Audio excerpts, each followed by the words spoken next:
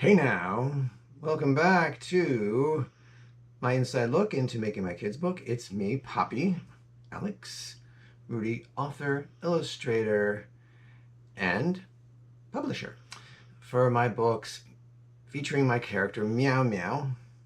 And in this video, we're continuing with Meow Meow and the Great Horse Rescue, my second book. Last video I showed you some behind the scenes artwork and how I got pages together. So we're moving on to the final stages. I don't need to show you anymore. The other videos really show you how I get the book ready and all that. And in this, what happened this time for Meow Meow and the Great Horse Rescue, I got a different editor from Fiverr. My previous editor jacked up her prices. I was like, it's a little too much for my budget. So I went with someone else, and she was fine. Wish she did a few more passes. I think she only did one pass, which I wasn't too crazy about because the previous editor did more than one pass at the book and found things the second and third times that we might have missed and helped make the book even better. But what this editor did was fine. So in this video, I'm going to show you what an e-proof is. So what I forgot to show you with book number 1 was when you upload the book to KDB or Ingram Spark, they will send you back an e-proof, which will show you what the book is going to look like, the dimensions. You'll see what I mean. So I'll cover that and little things about that and about when it came out in November of 2023. And just a little more information about that. So let's go to the screen share and you'll see what I'm talking about. All right, so this is what Ingram Spark's e-proof sheet looks like. They give you some information evaluating your e-proof. This is your chance, like if you're not satisfied with the book, you can make changes now and they won't penalize you. It contains the following: evaluating your e-proof information page, e-proof hairlines information page, full dust jacket image, if applicable, full cover image, cropped cover image, this does not appear in the printed book, interior content, multiple pages, in reader order, first page should be on the right-hand side or left hand, cropped back cover image. So recommended items to consider. Have your latest changes been incorporated? Is the pagination? I don't know what that means. Are page 9 items and text positioned correctly? You want to make sure, does your proof contain any spelling or grammatical errors or typos? You want to check that out. Is the ISBN correct and identical on the cover as well as the copyright page? Good question. Does the price on the cover match? If you have that. I didn't have the price there, but all my books are $20. Now they say other considerations. E-proofs should not be used to evaluate color or print quality. A physical copy should be reviewed. Unfortunately, Ingram Spark does charge you if you want your own e-proof copy. That's a bummer. And it's not like even half the price. It's like $2 off, which is like, well, nope. So there's just lots of information here, but enough of this. Let's move on. So this gives you a little more information about the e-proof hairlines. And I'll show you what they are. This just gives you more information. You can read this at your own leisure, but just an example, hairlines often appear as they do in this cover example around text boxes with or without text effects. Like here, see? Around images using transparency, which is 2. You'll see the hairlines there. Around objects and text using drop shadows. Around outline text, like that. This is just giving you a general idea. I mean, this is probably more attuned to a regular book. But let's move on. So here we go. Showed you before how I do my covers, and I use the same formula. I got their cover download that I put my book in, and you'll see the word proof watermarked on here. So we know this is a proof. You know, if you print this up and someone tries to print it, they could get in trouble because this is not allowed.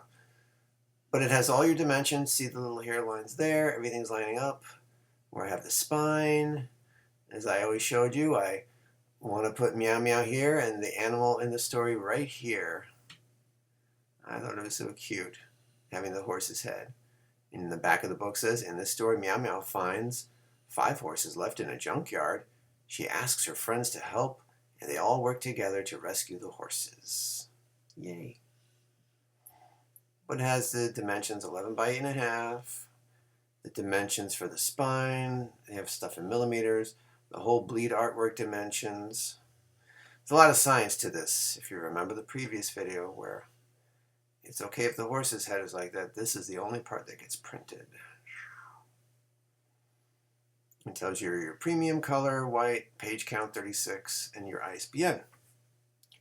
Neato. Let's move on. So like they said, they have the way the cover should look when it's printed. Digitally, it's a lot brighter. Print, Angel is a little darker, but it's okay. And then that is the dedication page, of course. Now here's a page we never got to see. Technically, when you write your book, it's copyrighted. You don't generally need this, but I wanted to add it. I felt the book needed it.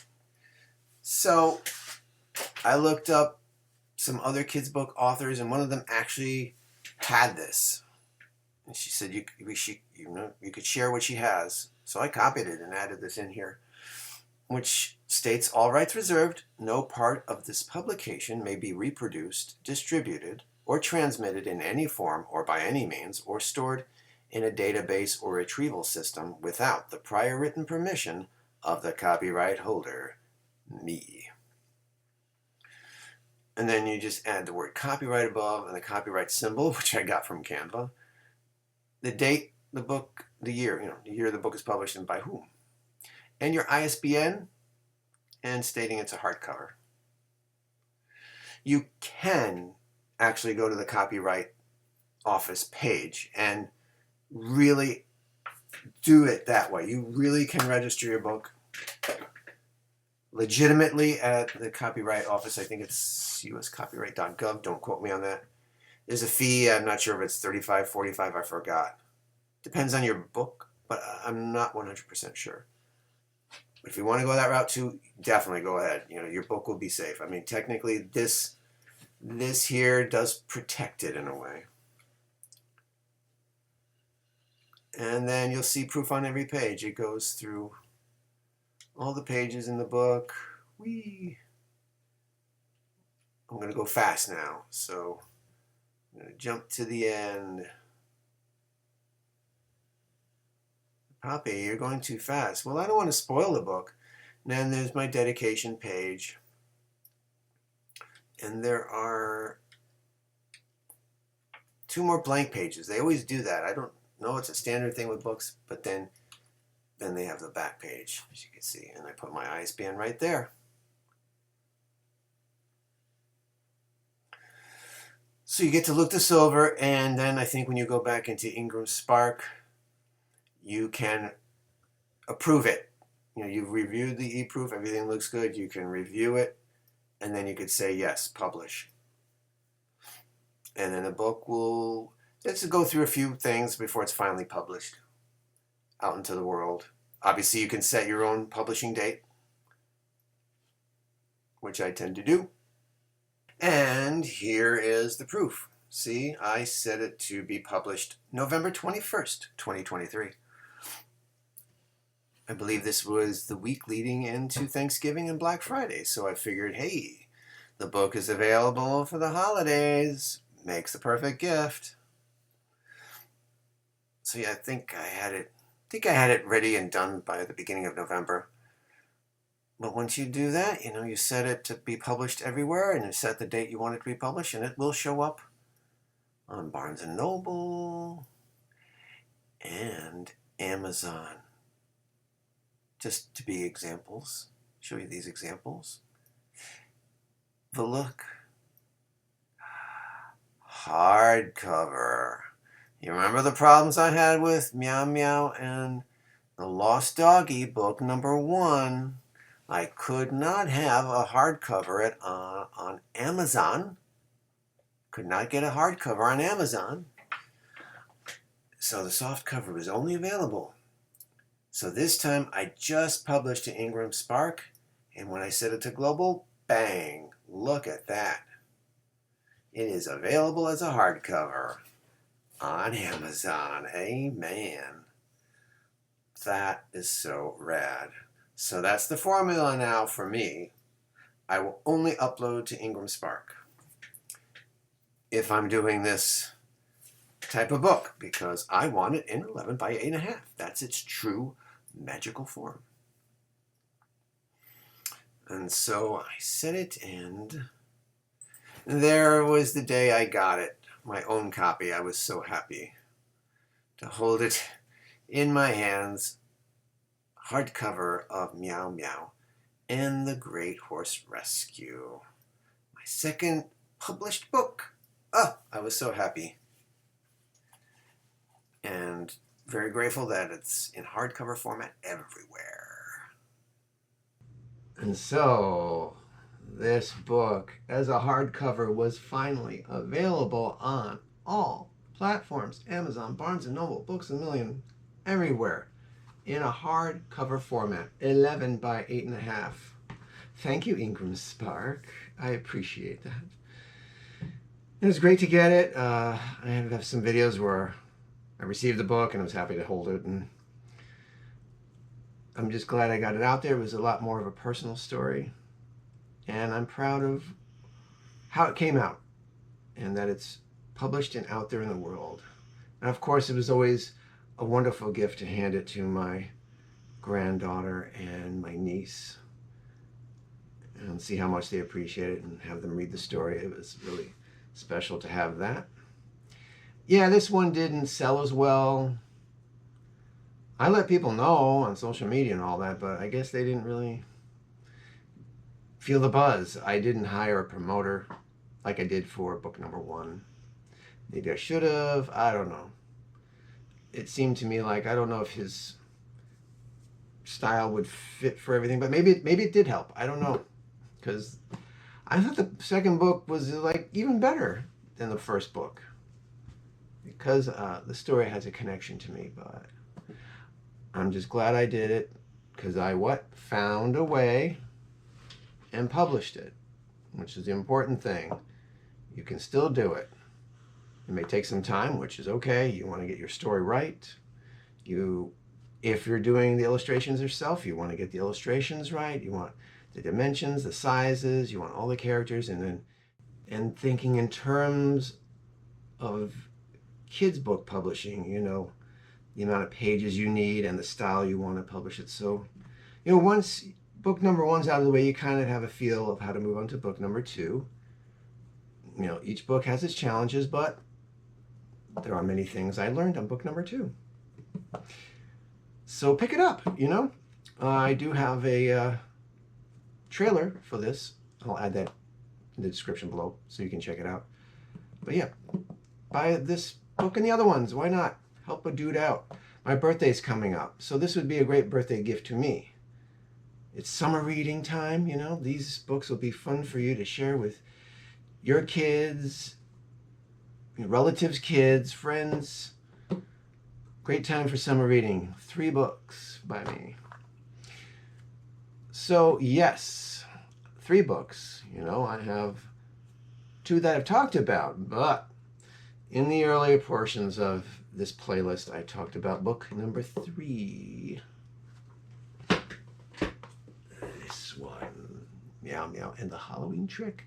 And that's where we begin the next video next week. Oh, Poppy, we have to wait till next week. Yeah.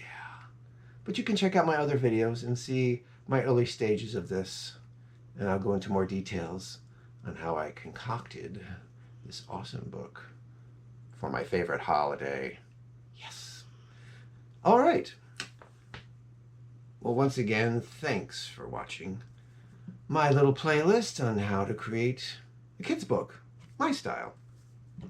Hope you got value of this. If you did, I would most graciously and humbly thank you for liking and subscribing to my channel.